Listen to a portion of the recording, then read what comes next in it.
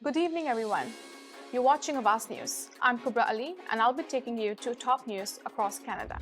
Man taken to hospital after daylight shooting in Brampton. Driver arrested after Tesla crashes and bursts into flames in downtown Toronto. One person is dead after suspicious fire at Oshawa home, police say. Male victim critical after being found unconscious on Etobicoke sidewalk. One person dead after being attacked by a group of people and stabbed, police say. Former OPSEU president countersues leadership alleges claims politically motivated. You could face a $200 fine as snow removal gets underway in Toronto. Those were the headlines, and now let's look into the details. A woman is facing impaired driving charges after the Tesla she was driving through downtown Toronto crashed and went up in flames late Sunday night. Firefighters were called to Adelaide Street near York Street at around 11:40 p.m.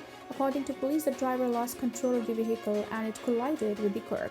Images from the scene show the Tesla going up in flames as firefighters rushed to douse it. No injuries were reported, police say. All lanes of Adelaide Street were shut down between York and Bay Streets because of the crash. The 21-year-old driver was arrested for impaired driving by police.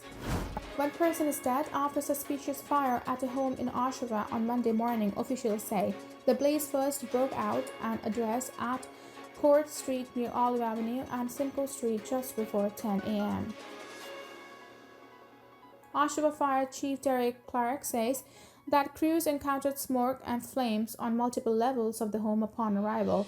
He said that they were able to quickly extinguish the fire but subsequently located a diseased party inside the structure.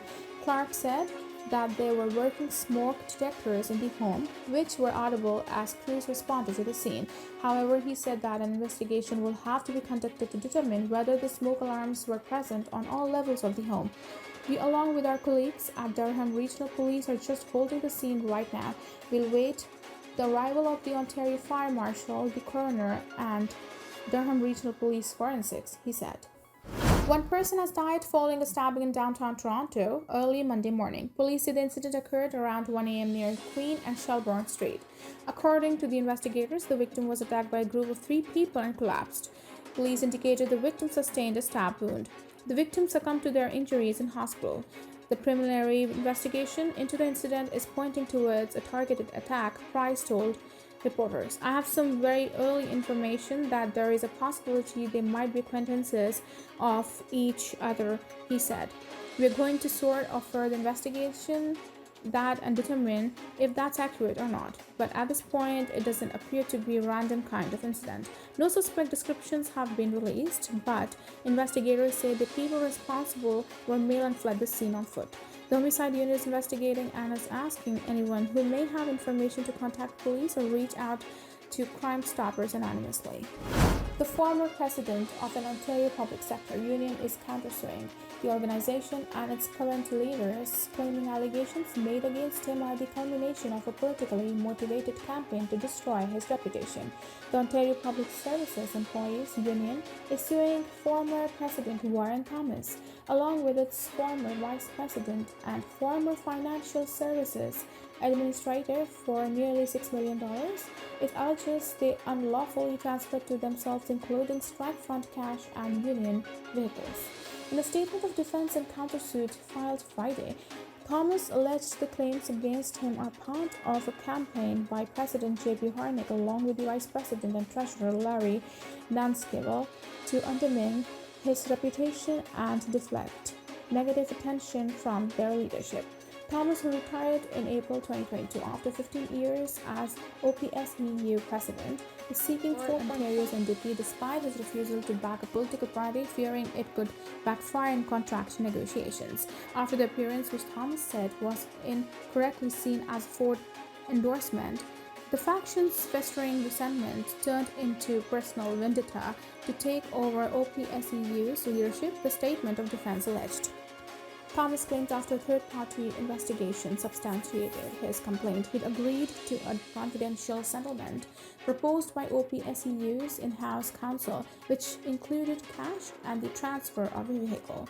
The union alleged the $500,000 in cash and transfer of Jeep Grand Cherokee over land for the so-called settlement agreements was not authorized by the board and amounted to conspiracy and collusion. Thomas said it was not his job as a complainant to inform the board of the settlement. His countersuit alleged the current leaders were using their positions to personally and professionally destroy Thomas to advance their partisan agenda, which it alleged is at odds with previous direction from members. A man is in hospital with non-life-threatening injuries following a shooting in Brampton on Monday afternoon.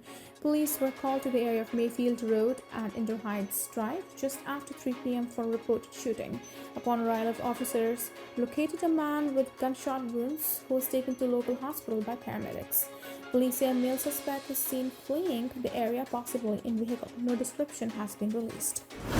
Toronto officials are making a last-minute plea for drivers to move their vehicles in order for crews to remove the piles of snow blocking traffic and infrastructure. Up to 30 centimeters of snow fell on the city in under 16 hours over the weekend during the winter storm that caused power outages as well as thunder and lightning. As a result, the city of Toronto declared a major snowstorm condition in an effort to remove snow from the roads. As of Monday, vehicles are prohibited from parking on designated snow routes to allow crews to remove snow piles that may be restricting traffic flow as well as interfering with parking and pedestrian infrastructure. Snow will be collected and transported to one of the 4 dumping areas, officials said. Vincent Sferza, Director of Operations and Maintenance of Transportation for the City of Toronto, said he expected the snow removal process to begin Monday evening. Under major snowstorm conditions, vehicles parked on one of the 150 areas across Toronto designated as snow routes could be towed and the drivers could be subjected to a fine up to $200. The city has put up signs on all snow routes, but full list of streets impacted can be found on their website. It includes most downtown roads as well as streetcar routes. The weather in Toronto has been milder since Friday, resulting in slushy sidewalks and icy conditions. Environment Canada is forecasting temperatures of 2 Celsius on Monday, feeling like -5 Celsius with the wind chill. On Tuesday morning, it is expected to feel like -12 Celsius with the wind chill. Thank you for tuning in. I'm Kubra Ali. I'll be back tomorrow, same time, same channel. Have a good night.